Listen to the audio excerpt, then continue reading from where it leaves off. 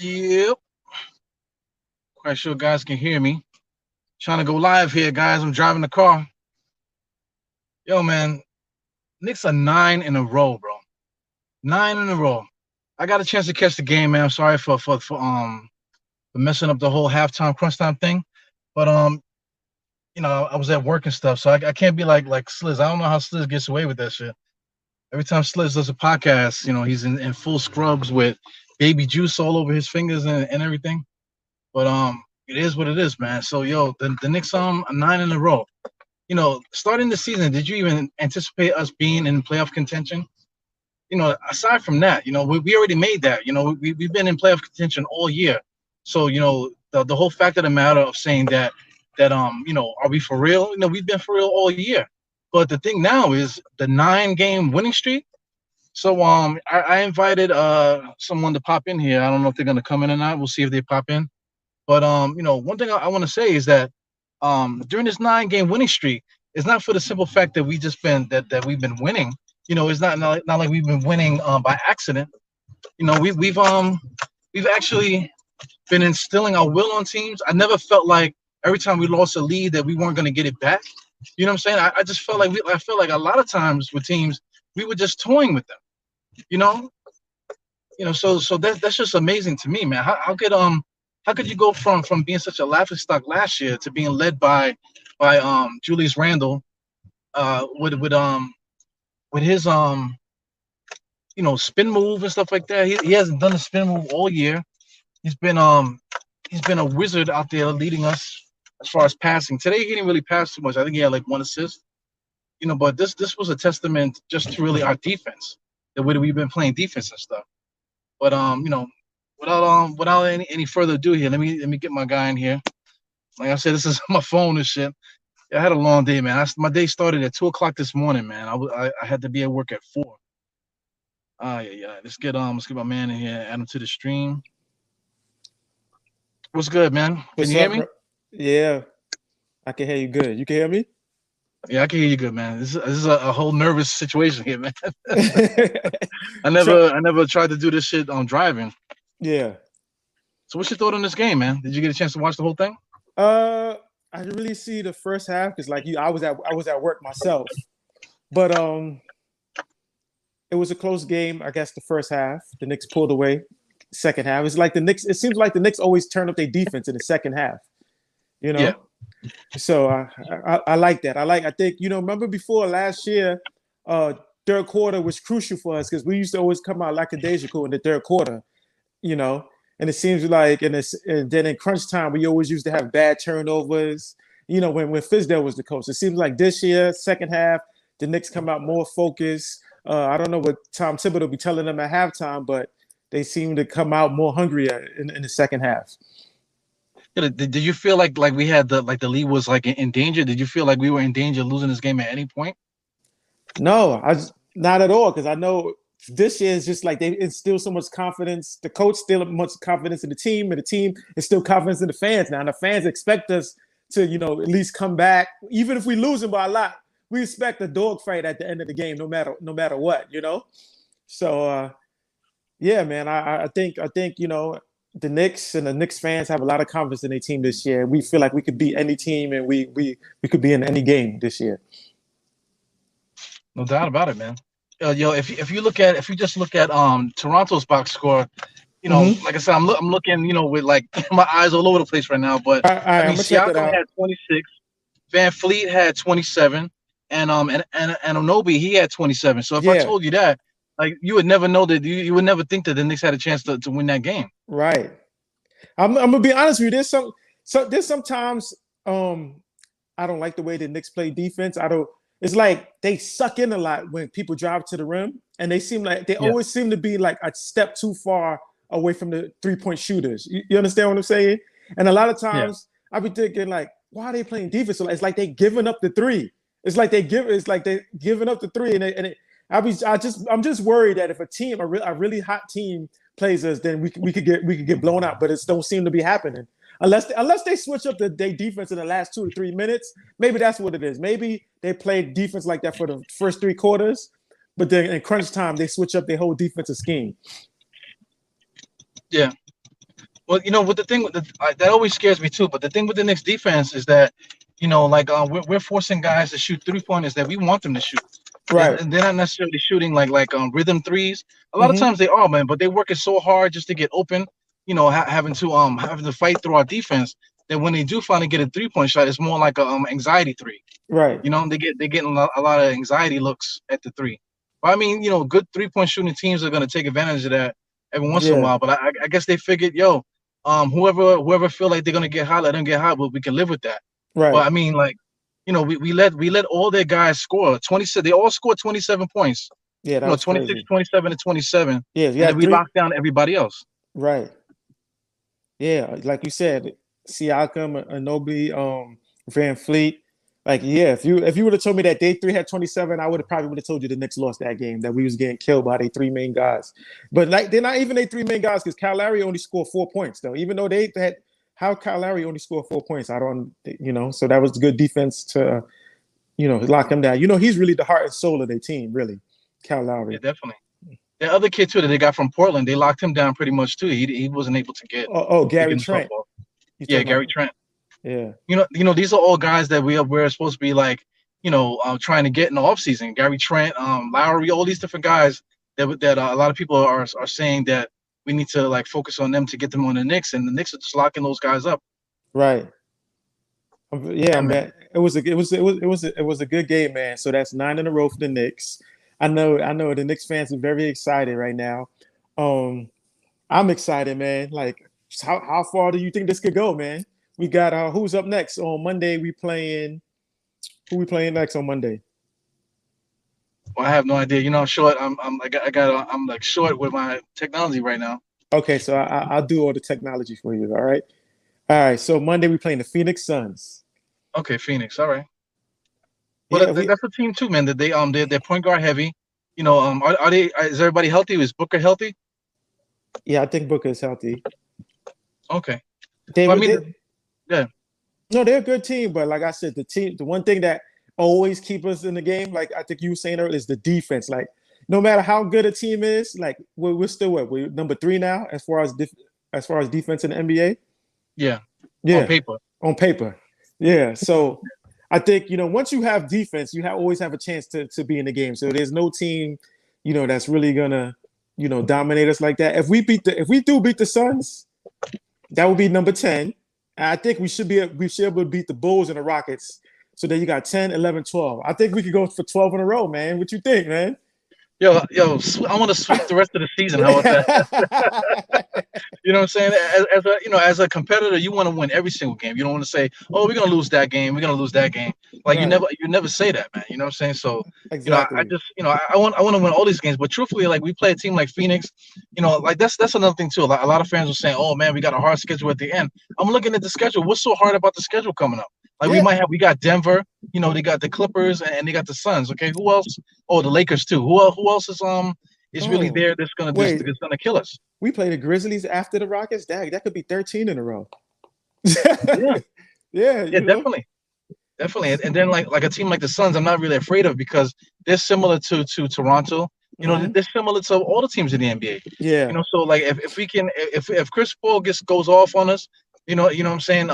Because I mean, who had 19? Oh, Luka had like 19 assists the other day. Mm-hmm. You know what I'm saying? So like, if Chris Paul dominates the game and gets 19 assists, who's to say that we still can't win that game? You're right. I think what you do is you let Chris Paul dominate the game and you just lock down everybody else. Yeah, don't let the bum score. Right. Yep. You make sure you make sure that Devin Booker is going to get his, of course, because he's going to take a lot of shots.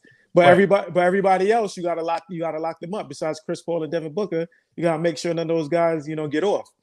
Yeah. One thing the Knicks haven't done too all year, they haven't really let like star players get off really, like say for 40-point or 50-point games like that this year. Mm-hmm. You know what I'm saying? So we don't, we kind of keep the guys around their averages for the most part, and then we just lock down the bumps. So I feel like any team that we face, we're definitely gonna have a shot at, man. So I want to run the gauntlet, bro. You got to run the gauntlet. Yo, yeah, you're absolutely right. I think, all right, to be realistic, of course we want the Knicks to sweep the rest of the season, but If we was to be more realistic, I would say 1, 2, 3, maybe only 3 or 4 losses for the rest of the season. I got that Yeah, because we have 11 games now, right? 11 games yeah, left. yeah. Mm-hmm. And so I mean that's definitely realistic. Losing 4 games, and what's the math on that? Seven wins and 11 losses. I'm just gonna be 4 losses. Yeah. Yeah, I can see us doing that. Yeah, okay, Wow. well, what's the record gonna be though? Right now, what's our record right now? Our record right now is 34-27. Damn. So 40 wins, 41 wins this year. Yeah, Wow, man. we could get 40 Man, wins. I can't believe that, man. And like I mean, in the beginning of the season, I feel like at the beginning of the season, people got the same energy, even though we're winning. People got the same energy, like we're gonna lose every single game that we play. You Right. know what I'm saying? So, like I think it's time. Like me and my guy, Big John. Mm-hmm. We were always talking about bandwagon fans and stuff like that, right? So, right now the bandwagon, even for our own fan base, is closed, man. Like if you're a Knicks fan, you gotta freaking go freaking hard, man. These guys are winning. They're for real. We have a possibility to get 40 wins this year. You know what I'm saying? Right. So like if you're gonna cheer for the team, you need to get on it now. Don't wait till they gotta do it again. They gotta do it again. They gotta get this. They gotta get that. Yo, if they beat the Suns, then yo man, they got 9 games in a row, man. You can't fake 9 games in a row. Right. So Abs- right now is definitely the time to really get up on it and start cheering for these guys, man. Right. Exactly, man. I mean, I love every time the Knicks win, man. For my enjoyment, for the fans' enjoyment, we deserve it. And for also, Las Vegas, they always bet against us, say we're gonna have a losing season. They made it seem like we was gonna lose every game after All-Star break. First of all, they didn't even believe we was gonna do as good as we did. Then come All-Star break, they're like, "Oh, that was luck." They had it like we was gonna lose like at least 70% of our games after the All-Star break. So Yeah, I love. I mean, Go yeah, the ahead. whole season can't be luck, right? right, right, absolutely not. So man, it's yo. What if it's a possibility we might be able to go as high as number 3. That would be great. Yeah, definitely. Because I mean, who's in front of us right now? Somebody they gotta have injuries. I think well the Nets they've been injured. Who else is in The, front of us? I know we got the Bucks and we got 76ers, yeah. So right? really, yeah. When I let me check the standings. Right, the standings. When you look at it, really the Bucks. I don't know about the Nets and the 76ers, but I think we could catch the Bucks. It's possible. Yeah, Damn, man, what a freaking year that would be, man. we definitely could catch the Bucks. We like maybe like 3.5 games away from the Bucks Right. for the third spot. Yeah, 3.5 games. Yeah, man. So the conversation is gonna have to switch to, what are we gonna do for the playoffs, man? We're gonna have to start like doing some meetups like we was doing in the beginning of this season and last season. You know what I'm saying? We gotta start thinking about playoff meetups, bro. It's gonna happen for sure, man. I'm excited, man. I'm gonna go to a couple of games. We could meet up, watch the game anyway. I'm gonna film for Knicks at Night TV. So yeah, man. Yeah, it's been a long time coming that we had a playoff atmosphere in New York for the New York Knicks. So we got to enjoy it while it's here this year, especially everything that we went through with the pandemic and everything. So hopefully, we could go out have a good time. We didn't make the bubble last year. So this year we in there, man. Yeah, I was telling the guys on Twitter, man. We was making podcasts when there was nothing to talk about, man. So Yeah, we're for real fan base, man. So guys, if you're not on the bandwagon by now, man, then you don't deserve to be here with us. This is really really sweet. I'm like it can't be understated. 9 wins in a row. Playoff push. This is an amazing time, man. All right, really quick. A couple of things I wanted to touch on. What I'm starting to notice is Julius Randle, R.J. Barrett, and Derrick Rose, and when Alex Burke when he comes back, I feel like those are going to be our main go-to like scorers. Those four for the playoffs. I feel like the ball is going to probably be in Burke's hand, Derrick Rose, Randle, or R.J. Barrett. I think those are going to be our 4 main guys that's going to have the ball in crunch time and everything like that. What do you feel about that? Yeah, absolutely. But I'm really worried about Burks because we haven't really heard much about him. So I'm assuming the kid, that he got COVID and shit, man. So Mm-hmm. I'm kind of worried about him. So I mean, like outside of him coming back, I just want him to be healthy and shit. But when he does come back, add him into the mix. I hope it also takes him a long time to get himself together too. Because Mm-hmm. the beginning of the year he was averaging like 20 for his first three, and Right. then it took him, like when he finally came back, it took him, I want to say, like damn near like 10 games for him to come back, to what he was doing before. Yeah, So absolutely. and so I'm kind of worried about that. But if he can kind of come back right before the season ends, maybe like the last 5 games or so, Mm-hmm. then we can carry that into the first round, possibly win a first round series. You know what I'm That, saying? Then by the time we get to that second round, if Alec Burks can get his feet underneath him, then now you're talking about Cinderella shit. Because I mean yeah. Miami did it last year, right? Mm-hmm. And that's what I said, man. I want the team to go into the playoffs hot because you never know what could happen when you're on a 15-game winning streak or 14-game winning streak. Right now the other teams may be better than you, but you're the hottest team right now, and you just have so much confidence in yourself that you don't care if they got Kevin Durant, James Harden, LeBron James. You just have so much confidence that you Oh feel you my could beat god. anybody. You Yo, I know? don't know if you can see that, man. You see that right there? Yeah, that car's yeah. Damn, son. Yeah, you got to be careful driving in these streets, man. I'm over here on 81st and what's this, Columbus?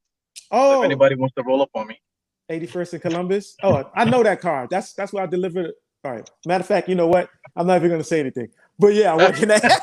I work in that. I know that car that you just showed me. The police put that car over there. yeah, The precinct is on that block right there. 82nd between Columbus and Amsterdam. So the yeah, precincts, what they do, they check wreck cars and they park it over. I don't know what they do with them, but they park it over there for like 2-3 weeks and they just have it sitting there.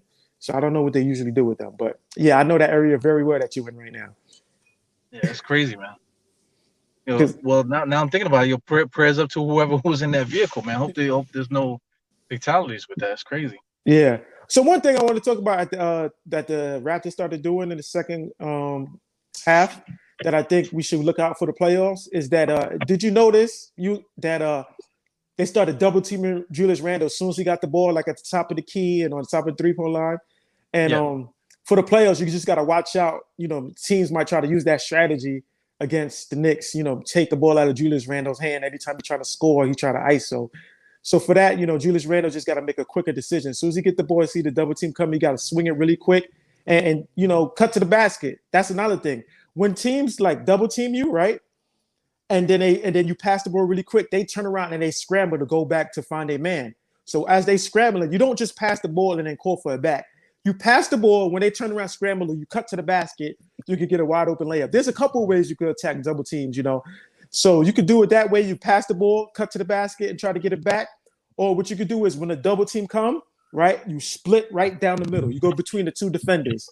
And now when you split the two defenders, you have a 5-on-3. You have 5 versus 3 because you passed the two people that was double teaming you. Now you have a 5-on-3. So that's another way you could do it. Also, the guy that's running, the second guy that comes at you. This is what I usually do when you play basketball, right? When they try to double team you, the guy who's the most aggressive, who's coming at you, you attack him. So let's say you already got one guy guarding you and the guy's running towards you. He's coming a little bit out of control. So you go straight at him, you get by him, and the same thing will happen for you. You have a 5-on-3. So just, hopefully they have a good strategy to offset when teams try to double team Julius Randle and get the ball out of his hands. that's good analysis, man. That's why I like talking to you, man, because Yeah. you actually play the game, so Yeah. you can give that perspective. Right. But like I'm gonna use Atlanta as an example. That Mm-hmm. Atlanta game, they were basically doing that. They were trying to cut Randall's legs from underneath him and whatever, and then the Knicks, they kind of were just stuck. They didn't. Nobody was moving. It was Right. just Randall and 4 guys. The rest of the 4 guys are painting the walls of the court and whatever. These Mm-hmm. guys don't know how to freaking drive, man. But so that's what they were doing. But like in the beginning of the season, it was the zone defense. Everybody kept doing zone and stuff. But Right. with Tom Thibodeau, he was able to get the guys to break that. So I'm Mm-hmm. I'm hoping that like down the stretch of the season that they'll keep trying to do that, and then we'll just figure out a way to just ice that. So Right. so teams don't feel comfortable that they can just simply just do one little trick and they're gonna nullify what the Knicks do. Right. Exactly.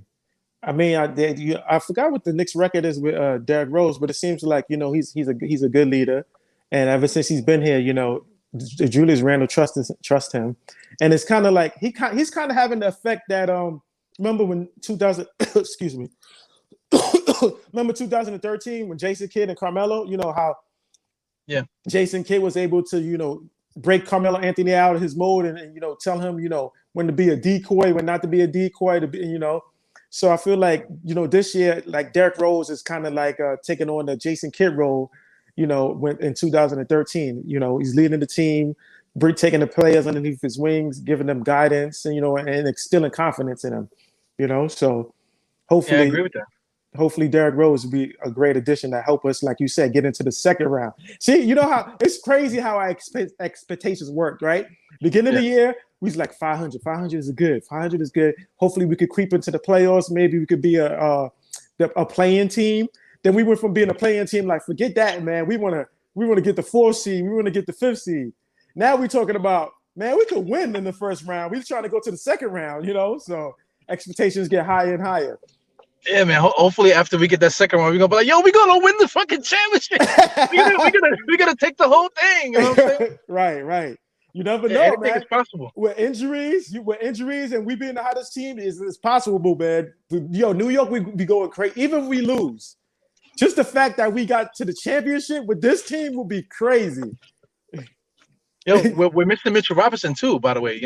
Yeah. So exactly. we might get Mitchell Robinson by the second round. He doesn't really need like a lot of time to catch up. So if he comes back, that might be just in time for us to finish the next guy. Right. And then we beat the second, then we get to the Eastern Conference Finals, and now we talk about, I mean, at that point, anything can happen really at that point, man. So I mean, it is crazy to think about. We're definitely getting way ahead of ourselves, but why not? Why not talk about it? Why not? And the good thing about if you do that, in the off season, free agents are going to want to jump on that bandwagon. Oh, the Knicks are hot. Yeah, I want to join them now. Now you want to join us, right? But last year you didn't want to join us, right? Yeah. Now, I guarantee you this summer will be totally different than last summer. Speaking of which, man, like I mentioned it a little earlier, bandwagon fans. There's no such thing as bandwagon fans in New York, man. Like if you wasn't a fan of the Knicks up until now, don't wait till we start winning to be like there is no wait and see that for you to win or not. It's just like straight up, you're just not allowed to be a Knicks fan. You know what I'm saying? We got to call everybody out because we know exactly who they are. Because we are the pulse of the fan base. You know what I'm saying? So like you can't you can't just come out the woodwork now, man. It's too late for that shit. You had a couple of guys just like Max Kellerman. He jumped off the bandwagon. He went to the Lakers. I know one of my friends. Ever since I know him, he was a Knicks fan, right? I remember him had the Nate Robinson jersey and all of that stuff. All of a sudden, for the past 6 years, he's talking about he's a Warriors fan. He's a Steph Curry fan. He's a Warriors fan. I said, bro, when we was growing up, you was a Knicks fan. Why are you trying? Just because the Warriors became a good team, now you want to say you're a Warriors fan. So now when the Knicks get good again, don't say, remember you're a Warriors fan. Don't come back to the Knicks, all right? Remember you're a Warriors fan. Yeah, Knicks fans been taking care of guys, man. What's the name? Michael Rappaport can't come back. Yeah, man. Even exactly. Spike Lee. To me, Spike Lee is out of here. To me, man, you know what I'm saying? I saw him at the Garden the other day giving guys pounds and stuff. I mean, like to me, he's done, man. I mean, like after that tirade, whatever, the little hissy fit he had because he couldn't go through a certain entrance, and then he said he's gonna give the Knicks a timeout. Like, you can't do that. There's no such thing, man. Like we all got issues with the Knicks one way or another, man. But when it don't wait till we start winning again and start coming back to the Garden and talking about give me high fives and all that shit. Right. That whole Spike Lee thing to me was kind of I don't know the whole story about it, but it just sounded to me like he sounded a little privileged to me. Like I'm Spike Lee. I'm used to going this way. How dare you tell me no? You know what I'm saying? So to me, right. I'm not one of the guys that's thinking like, oh my God, James Dolan is a jerk. How could he do that to Spike Lee? I'm just thinking like, who knows? Maybe the rules change. Like if he tell you don't go through this way, that's only for employees. Then you don't go through that way. Like what's the big deal? Yeah, I mean, like this celebrity, they made like this fancy area for them to come in because they want to pamper them when they come in. You know what I'm saying? They want to give them the red carpet. But Spike Lee, he wants to come through the back way where the security guards and everybody else comes through. He's like, yo, Spike, just go to the other exit. You'll see when you get over there.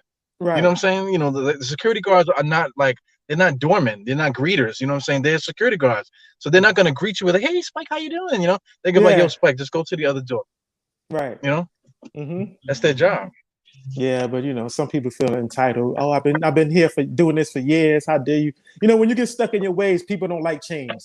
So, but I'm just mad that he ran to ESPN and ran to Max Kellerman and Stephen A. Smith as soon as it finished happening. That's kind of like betrayal. Like you trying to throw dirt on your team's name and your organization's name as soon as it happened. He could have tried to Yeah. have a little meeting with Dolan one-on-one instead of running to the media. Yeah, and then run into the enemy. He knows damn well, as being a Knicks fan all these years, that ESPN is the enemy. He went straight to Stephen A. Smith's lap. You know what I'm saying? And right in between them, and was like, I want to keep it like, PG, but he was right between them, just freaking like, going for his with them, man. So I mean, we definitely got to keep checking these guys. We can't allow them to take the face of the Knicks, just give it to them so easily, man. We can't allow them to do that. Right. Absolutely. All right, so what's your last thoughts on today, man? The 9-game winning streak. We I'm beat Toronto. Yeah, I'm very excited, man. Like I said, I already had my analysts on the game, and as far as what to look for, as far as defense goes, and guarding Julius Randle for the playoffs. It's just Knicks fans can walk around now with their head high. I remember going to my job last year, and everybody know I'm the main Knick fan, and they always had jokes and this and that. This one guy was talking to me today, right? He was like, "Man, it's crazy, man. The Knicks are doing so good. You never know. Maybe we could win it and go to the second round." I said, "We? Now it's we." We He started laughing. just like that. Yeah, because last year he was talking about Kevin Durant and Kyrie Irving and the Brooklyn Nets. Last year he was like, yeah, because he told me that Kyrie Irving was like related to him somehow, like through marriage. So he was the main one telling me, yeah, don't worry, D. Kyrie Irving is going to the Knicks. Kyrie Irving is going to the Knicks. Then Kyrie Irving ended up going to the Brooklyn Nets. So then he seemed to start shifting towards the Brooklyn Nets last year. And now when I just recently talked to him, he said, we. I said, we? Remember, I thought you was a Nets fan. He started laughing. Laughing. You can't let guys forget about that, man. As soon as they say like we, and they just start laughing. It's just like belly laugh, you know what I'm saying? Like, fuck you, man. You know what I'm saying? You're not gonna take that shine from us, man. We're the real, diehard fans, man. So, we've been through all the pain and shit like that. So, now it's time for us to reap the benefits of it. And you're not gonna take that shine. You're not gonna shine with us, man. Get out of here with that. Let's go rewind. Let's do a flashback. I wish I could do a flashback of last year when I said that Julius Randle was going to be an all-star, and everybody was clowning me. I mean, he wasn't an all-star last year, but I saw the potential in him, and what he could do with the Knicks. And I remember your boy Make Knicks Great Again. He was like, "Oh, Julius Randle, that's the most ridiculous take I've ever heard in my life." Like you said, Julius Randle could average 24 points, 25 points. That's impossible. You say he's going to be an all-star. I just remember taking all that lack, and then this year he proved me right. That's why I'm proud of him. I'm proud of the growth that he did. I'm glad he worked on his game. He worked on his body. He's been holding up too, because you see he gets a lot of knicks-knacks here and there, but he comes and he plays the next game. One of the things I was saying, I was just watching the game after the Knicks game, the Bucks and the Sixers. I see Joel Embiid wasn't playing because of shoulder. So all I have to say is that, listen, a lot of these teams ahead of us, like the Bucks, I don't know about the Bucks, but especially the 76ers and the Nets, their star players have these knick-knack injuries that we could end up going far, like you said, because if they don't have their whole team, like so far, besides Mitchell Robinson, he's not really one of our star players, but like I said, as long as Julius Randle, Alex Burks, R.J. Barrett, and Derrick Rose stay healthy, we have a fighting chance. Yeah, I agree with that, man. Definitely. Well, I'm about to make the turn onto to the 59th Street Bridge, so we definitely gonna get cut off there. All right, no problem, man. Yo, it was good talking to you, man. And I guess we're gonna do this again on Monday, probably, right? Yeah, no doubt. Well, let me do this, man. I'm doing this on my phone and stuff, so I got to put that up there. That's D-TRAV from KNICKSATNITETV. You know what I'm saying? You guys can follow him on YouTube and also Instagram and stuff like that. Me and him both post stuff. So get out there and just like, share, and subscribe, man. There's a lot more people out there than just the 1-2 guys. You know what I'm saying? So you gotta widen your horizons, man. You know what I'm saying? Exactly. Yeah, Yeah. like, share, subscribe, and don't forget. Yeah, hit the notification bell so you can see it every time we upload. That's most important. Oh, you getting fancy now. Hit the bell, baby. No, because one of my guys came up to me the other day and he was just like, "Yo, what happened to Knicks on Night TV?" I said, "What you mean? I'll be posting all the time." He said, "Oh, I don't be getting them." I said, "Oh, you gotta hit the notification bell, man. I'll be posting all the time." Yeah. So That drives me crazy, man. Yo, let me know. Send me the link. Like, send just you the link. You know what I'm saying? You know what I'm saying? It's like at this point now, we have a certain amount of followers that I can't send the link directly to everybody that follows the podcast. What the hell's bad with you? right, Yeah, right, man. So, man, good talking to you, man. And yeah, definitely, man. get home safe. And I'll see you Monday. No doubt, no doubt. All right. All right, peace. How do you turn this thing off? Make sure you save it first. Oh, no, it'll save, man. But I got to figure out how to turn the goddamn thing off because I'm on my phone and shit. All right, maybe if I leave, exit, it will help you out. All right. All right, peace, guys, man. I'm scrolling here. I found the end button. All right. But anyway, thanks for tuning in. This was a nervous episode. Maybe I might do this again because I mean I gotta get used to this interface, man. But anyway, that was D-TRAV from Knicks Tonight TV. The Knicks are 9 in a row, and it feels good, man. So D-TRAV invited himself for Monday. I think what day is today? Saturday. I think maybe tomorrow me and Sliz will probably get together and do something. And just keep looking out for the Knicks podcast, man. I'm grinding out here, as you can see. You know, I woke up at 2 o'clock in the morning, man, and I had to be at work at 4. That's the reason why I wasn't able to do the halftime at Crunchtime when it was time, man. But anyway, it's your boy Eru. I got to do the right hand. 4 fingers to the forehead, tucking a thumb salute. See you guys on the next one. All right, peace.